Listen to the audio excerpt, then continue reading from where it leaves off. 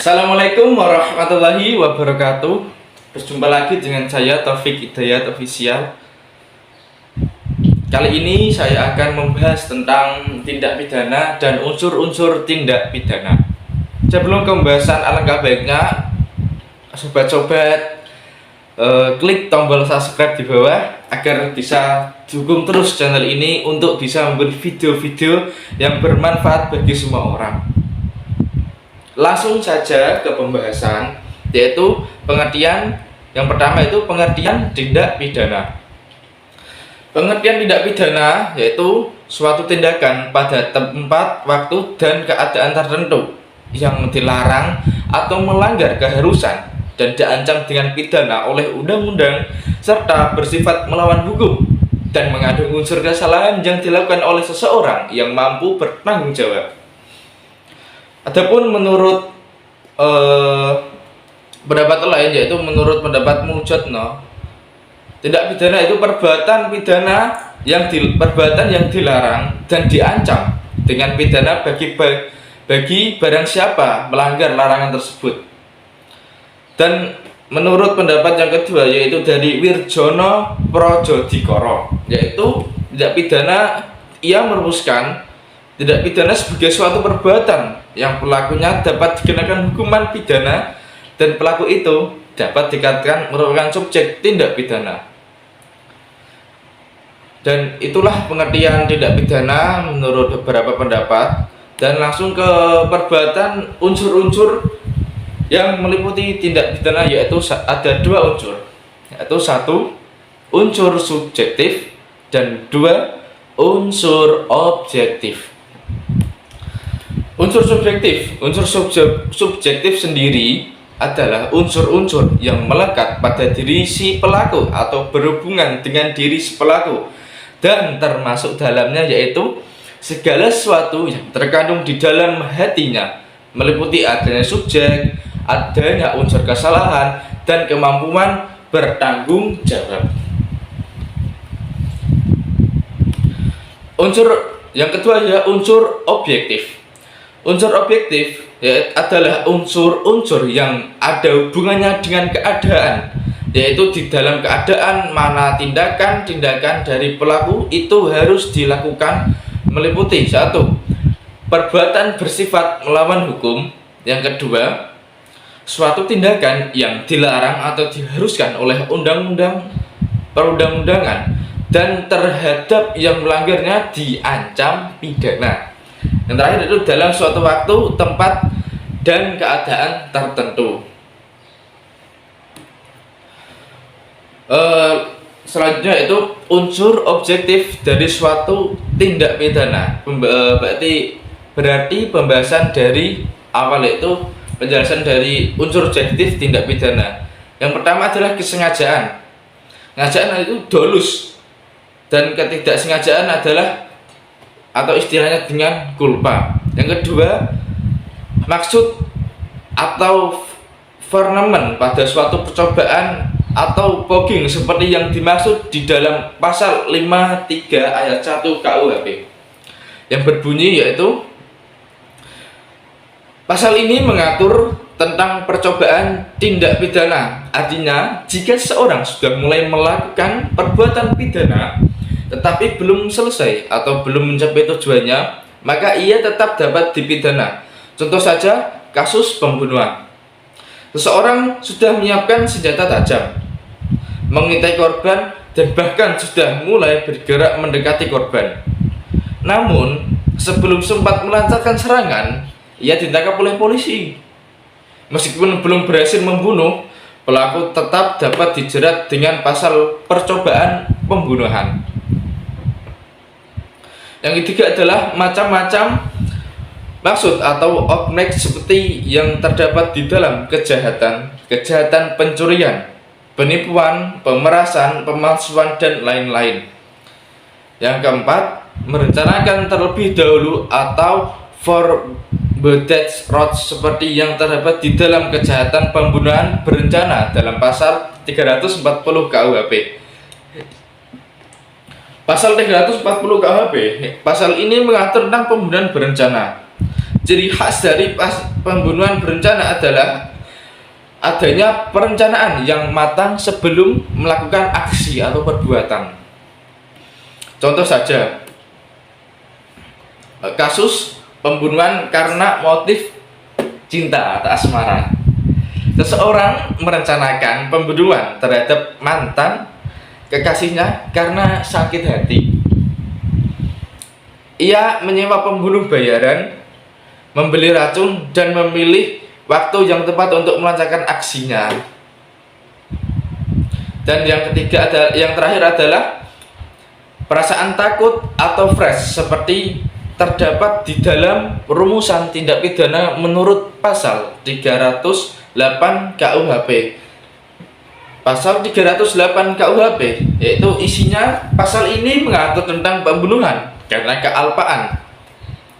Berbeda dengan pasal 340, pasal ini pelaku tidak memiliki niat untuk membunuh, tetapi akibat kematiannya terjadi karena kelalaian atau ketidakhati-hatian dari si pelaku. Contoh saja kasus kecelakaan lah, kasus kecelakaan lalu lintas. Contoh, seorang pengemudi mobil mengebut dan tidak memperhatikan rambu lalu lintas. Akibatnya ia menabrak pejalan kaki hingga meninggal dunia. Pengemudi tersebut dapat dijerat dengan pasal pembunuhan karena kealpaan. Jadi simpelnya yaitu pasal 53 itu mengatur tentang percobaan tindak pidana, walaupun belum masih tahap percobaan, tapi si pelaku bisa dapat dijerat dengan pasal percobaan pembunuhan. Dan pasal 340 KUHP yaitu pembunuhan berencana. Pembunuhan berencana yaitu ciri khas dari pembunuhan berencana adalah adanya perencanaan, jadi masih dirancang, belum melakukan aksi. Dan yang pasal 308 KUHP yaitu yang tidak disengaja. Jadi pasal 308 KUHP tidak sengaja, tapi bisa dapat dipidana dikarenakan tadi kealpaan, bisa dapat karena kelalaian atau tidak hati-hatian. Dan pasal 308 ini si pelaku dapat dijerat dengan pasal pembunuhan yang kealpaan atau ketidakhati-hatian. Lanjut kepada unsur-unsur objektif dari suatu tindak pidana. Pertama, sifat melanggar hukum atau berjebret. Yang kedua itu kualitas dari si pelaku, misalnya keadaan sebagai seorang pegawai negeri di dalam kejahatan, jabatan atau keadaan sebagai pengurus atau komisaris dari suatu perseorangan terbatas di dalam kejahatan menurut pasal 398 KUHP, Kitab Undang-Undang Hukum Pidana. Pasal 398 KUHP berisi yaitu pasal ini mengatur tentang pencurian dengan pemberatan.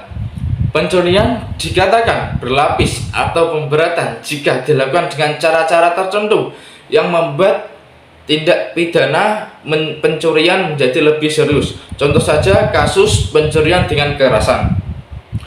Kasus pencurian dengan kekerasan yaitu seseorang masuk ke rumah orang lain dengan cara merusak pintu, mengancam penghuni rumah dengan senjata tajam, dan membawa kabur barang-barang berharga.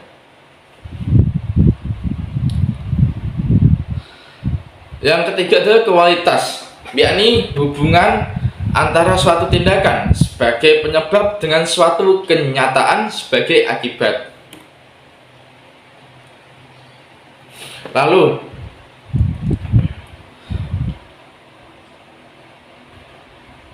bagaimana sih cara melihat suatu perbuatan perbuatan melakukan suatu tindak pidana, apakah harus memenuhi unsur dalam suatu pasal, atau apakah harus memenuhi unsur, atau apabila tidak memenuhi salah satu unsur itu bagaimana ya? Jadi gini, untuk bisa melihat cara suatu perbuatan merupakan suatu tindak pidana, kita harus memiliki satu, untuk menentukan suatu perbuatan sebagai tindak pidana, perbuatan tersebut haruslah perbuatan yang dilarang dan diancam dengan pidana kepada subjek tindak pidana yang melakukannya, atau dalam rumusan hukum pidana disebut dengan barang siapa yang melanggar larangan tersebut. Yang ketiga, untuk mengetahui apakah perbuatan sebuah peristiwa bukan hukum adalah tindak pidana, dapat dilakukan analisis mengenai apakah perbuatan tersebut telah memenuhi unsur-unsur yang diatur dalam sebuah ketentuan pasal hukum pidana tertentu. Dan yang ketiga, untuk itu harus diadakan penyesuaian atau pencocokan bagian-bagian kejadian-kejadian dari peristiwa tersebut kepada unsur-unsur dari delik yang didakwakan. Unsur-unsur tindak pidana menurut ahli lagi yaitu Simon, aliran monistik. Perbuatan manusia. Perbuatan manusia yaitu satu adalah perbuatan manusia. Perbuatan manusia meliputi berbuat atau tidak berbuat atau membiarkan. Yang kedua, perbuatan tersebut diancam dengan pidana. Yang ketiga, dilakukan dengan melawan hukum. Dan yang keempat, dilakukan dengan kesalahan. Dan yang kelima, oleh orang yang mampu bertanggung jawab. Itu menurut Simon, yaitu aliran monistik. Yang kedua adalah unsur perbuatan pidana menurut Muljatno, atau aliran dualistik. Yang pertama, perbuatan manusia. Yang kedua, yang memenuhi rumusan dalam undang-undang, yaitu syarat formil. Yang ketiga, bersifat melawan hukum, yaitu syarat material. Menurut Muljatno, untuk seorang dapat dipidana tidak cukup hanya melakukan perbuatan pidana saja, 3 unsur di atas, tetapi orang tersebut harus mempunyai kesalahan dan kemampuan bertanggung jawab.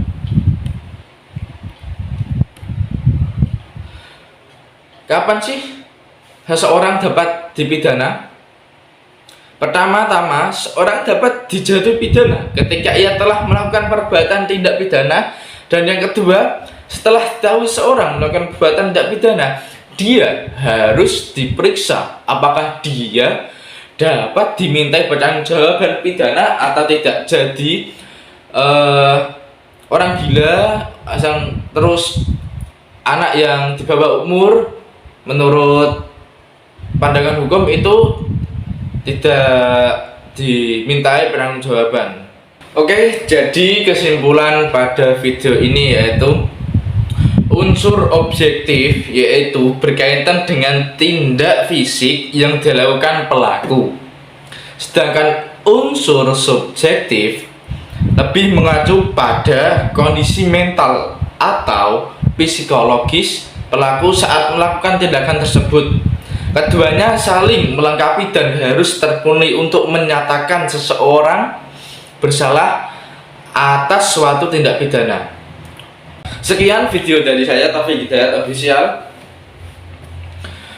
Apabila ada salah kata yang tak tertata atau tutur yang tak teratur, saya mohon maaf. Dan support terus channel saya, Taufik Hidayat. Dan sampai jumpa. Wassalamualaikum warahmatullahi wabarakatuh. See you next time.